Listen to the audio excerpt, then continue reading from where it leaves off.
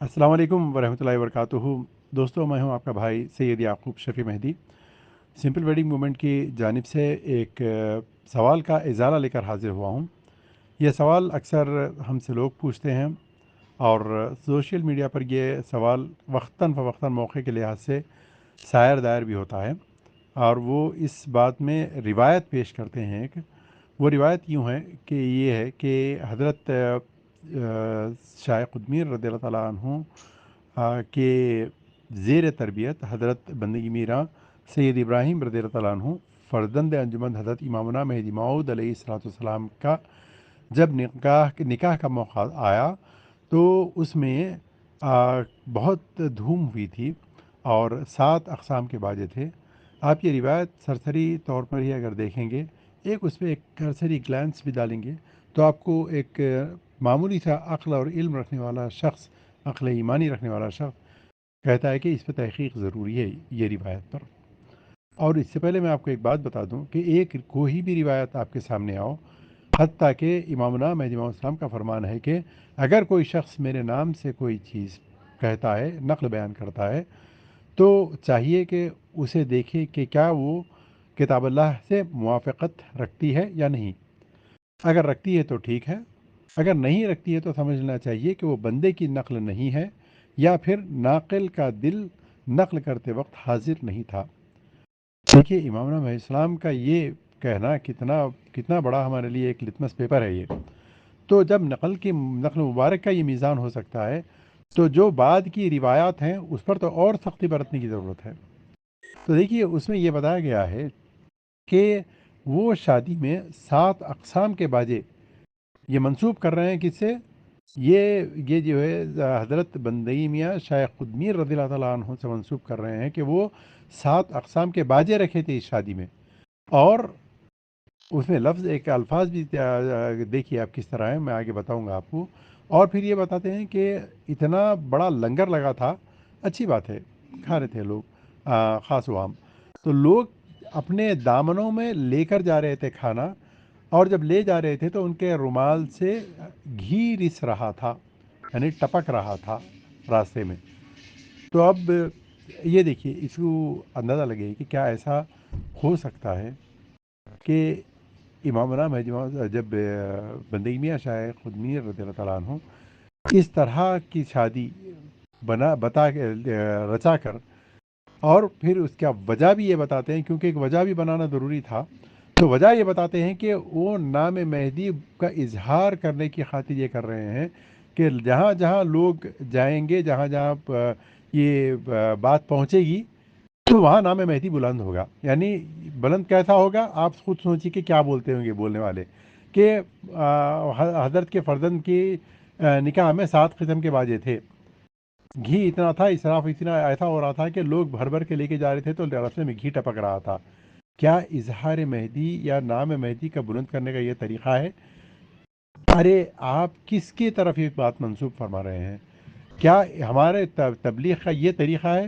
ارے وہ ہستی جو نام مہدی کا بلند کرنے کے لیے اپنے ایک نہیں 100 سر کی قربانی دے کر نام مہدی بلند فرمائی ہے، تو کیا ایسی ہستی جو ہے اس طریقے کی اس انداز کو اپنا سکتی ہے؟ یہ ہے ہماری شان امام مہدی موعود السلام کا نام بلند کرنے کی، اور یہی ہماری روایتوں میں، اس کے بعد کی روایتوں میں کہیں بھی اس طریقے کا ذکر نہیں ہے۔ اور اس کے الفاظ میں بھی یہ لکھا ہوا ہے، جو میرے پاس دستخطی نسخہ بھی ہے، جو خاتم سلیمانی میں آیا ہے، اس کی نقل والیانی ولایت کتاب میں بھی آئی ہے، جیسا کہ میں بولا ہوں کہ غلو و ازدحام تھا۔ یہ کیا کوئی اچھا لفظ ہے، غلو و ازدحام؟ کیا ہے یہ غلو و ازدحام؟ اینی ویز، اب آپ دیکھیے کہ ایسا کرنا کس حد تک جائز ہو سکتا ہے۔ کیا کیا حضرت شاہ قطمیر رضی اللہ تعالیٰ عنہ کو یہ ضرورت، کون سی ایسی ضرورت پیش آ گئی تھی کہ باجا بجا کر نام مہدی کا نام کریں؟ یہ کس انداز کا جو ہے سو یہ جسٹیفیکیشن ہے، سمجھ کے باہر ہے۔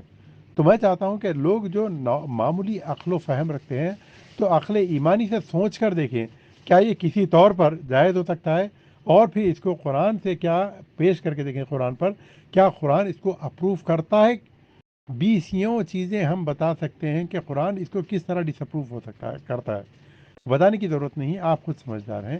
دوسری چیز یہ سوال لانے کی ضرورت ہی نہیں ہے، آپ جو تو خود پہلے سوچ لیجئے، رسول اللہ صلی اللہ علیہ وسلم نے فرمایا کہ استفتی بقلبک، سب سے پہلا جو فتویٰ ہے آپ کا اندر جو ہے سو مفتی ہے وہ سب سے بہترین فتویٰ دے سکتا ہے۔ آپ لوگوں کو، مرشد کو، عالم کو چکمہ دے کر بات کر سکتے ہیں، لیکن دل کے مفتی کو آپ چکمہ نہیں دے سکتے۔ تو رسول اللہ صلی اللہ علیہ وسلم نے کیا فرمایا؟ استفتی بقلبک، اپنے دل سے فتویٰ لے۔ اور ایک جگہ فرمایا رسول اللہ صلی اللہ علیہ وسلم نے، اپنے دل کی طرف اشارہ فرمایا اور فرمایا کہ التقویٰ ہونا، تیرا تقویٰ کہاں ہے؟ یہاں دل کی طرف ہے یہ۔ تو اب یہ بتائیے کہ یہ روایت کس طرح جائز ہو سکتی ہے؟ آپ سب سے گزارش ہے کہ جو بھی روایت آپ کو ملے، پہلے تو چیز یہ ہے کہ آپ اس کو سوشل میڈیا پہ مت ڈالیے، نہ اس کو آڈیو بنائیے نہ ویڈیو بنائیے۔ اگر آپ تحقیق نہیں کر سکتے اور آپ کو لگ رہا ہے کہ یہ کہ اس میں کچھ گنجائش ہے تحقیق کی، تو ویڈیو مت بنائیے، آپ نہ تو آڈیو بنائیے، نہ تو اس کا میسیج وہ روایت کو کہیں سرکولیٹ کریے۔ اس سے ہوتا ہے کہ اغیار کو موقع مل جاتا ہے کہ ہم کو کچھ بولنے کا۔ بہرحال اور ایک چیز ہم جو غور کیے ہیں، لوگ ایسی چیزوں کو دلیل بنا کر چاہتے ہیں کہ ہم لوگ یہ بول دیں کہ ہاں بھئی یہ بینڈ بجا جیسے شادی میں جائز ہے۔ وہ چاہتے ہیں کہ بولے بھائی آپ کھانا پینا جو سو روکیے مت، آپ کو دھوم دھڑاکا کرنے کی اجازت دے دیجیے۔ اب ہم کیا اجازت دیں گے؟ وہ خود اپنے دل کو تسلی دینے کے لیے کہتے ہیں کہ یہ چیز جائز ہے۔ اور اندازہ لگے یہ چیز ہی نہیں، ایسے کئی چیزیں دوستو لوگ لاتے ہیں، کہاں سے؟ اوپر کی روایات سے ہی لے کے آتے ہیں۔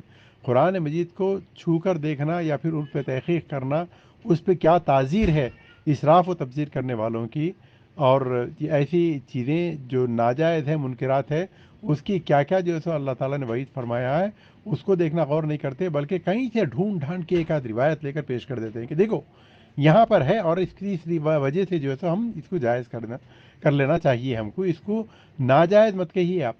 یہ ہم کو بولتے ہیں، بلکہ ہم سے پوچھنے نہیں آتے، بلکہ ہم کو بولنے آتے کہ کریکٹ یور سیلف، ہماری تصحیح کرنے آتے ہیں، ہماری اصلاح کرنے آتے ہیں۔ یہ کھانے کی روایتیں اتنی زبردست جیسا ہم لوگوں کو یاد ہیں کہ کبھی کبھی ہم تو دنگ رہ جاتا ہوں میں کہ لوگ یہ کہاں کہاں سے حدیث لے کے آتے ہیں۔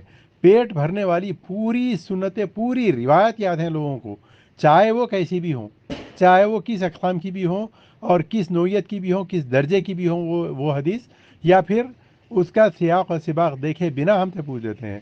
لیکن لوگ کبھی فخر و فاخر کی روایت نہیں یاد کرتے۔ رسول اللہ علیہ وسلم پہ کیا فخر و فاقہ تھا، دائرے کی زندگی میں کس طرح فخر و فاقہ ہوا کرتا تھا۔ مثالی نکاح سینکڑوں پڑے رہتی ہیں، لیکن لاتے ہیں تو صرف ایک چیز لاتے ہیں جو اپنے مطلب کو پورا کرتی ہے، جو نفس کے موافق بھی ہو اور دین کا لبادہ بھی اوڑے ہو۔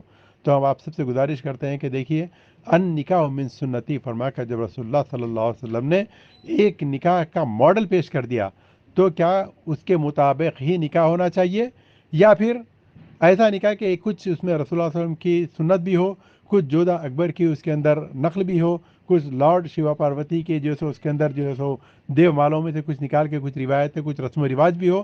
میں آپ کو روایتیں بتا بھی سکتا ہوں، میں ایسے ہی نہیں بول رہا ہوں، میں ایسی چیزیں بتا بھی سکتا ہوں کہ کہاں سے آئی ہیں یہ روایتیں پورے۔ یہ شادی کا کھانا لگن بھوج کہاں سے آیا، یہ رسوم و رواج کہاں سے ہے، سینکڑوں اقسام کے جو سیٹنگز جو ہوتے ہیں، پری میرج سیٹنگ یا پھر شادی کے بعد جو جمعگیوں اور فرسٹ ڈیلیوری تک جو چیزیں ہوتی ہے، یہ گھس کے آئی کہاں سے، ہم بتا سکتے ہیں آپ کو۔ تو آپ سب سے گزارش ہے کہ ان سب سے چیزوں سے دور رہیے۔ اگر نکاح سنت پہ، ہر چیز سنت پہ ہونا ہے، اس میں کوئی کمپرومائز نہیں ہے، تو نکاح کے معاملے میں ڈھیل کیوں؟ یہ بھی اسی سختی سے ہونا چاہیے۔ اس کے اندر کوئی چیز اگر کوئی داخل کر لے تو یہ ہمارا فرض ہے کہ ان کو کریکٹ کریں، اور ایسی شادیاں نہ رچائیں اور ایسی شادیوں میں نہ شرکت کریں۔ گھر پر کوئی خال آئے تو معذرت کے ساتھ بولیے کہ میں ایسی شادی میں شرکت نہیں کر سکتا جس میں رسول اللہ صلی اللہ علیہ وسلم کی سنت سے کھلواڑ کیا جا رہا ہو۔ دوستو، ہم سے جڑنے کے لیے میں بات کو ختم کرتا ہوں کیونکہ بات کافی لمبی ہو رہی ہے۔ آپ ہم سے جڑیے اور اس جو سوشل ایویل جو کینسر کی طرح پھیل گیا ہے اس کو ختم کرنے کے ہمارا ساتھ دیجیے۔ ہمارا فون نمبر ہے 8008245395۔ بھائی کو اجازت دیجیے اور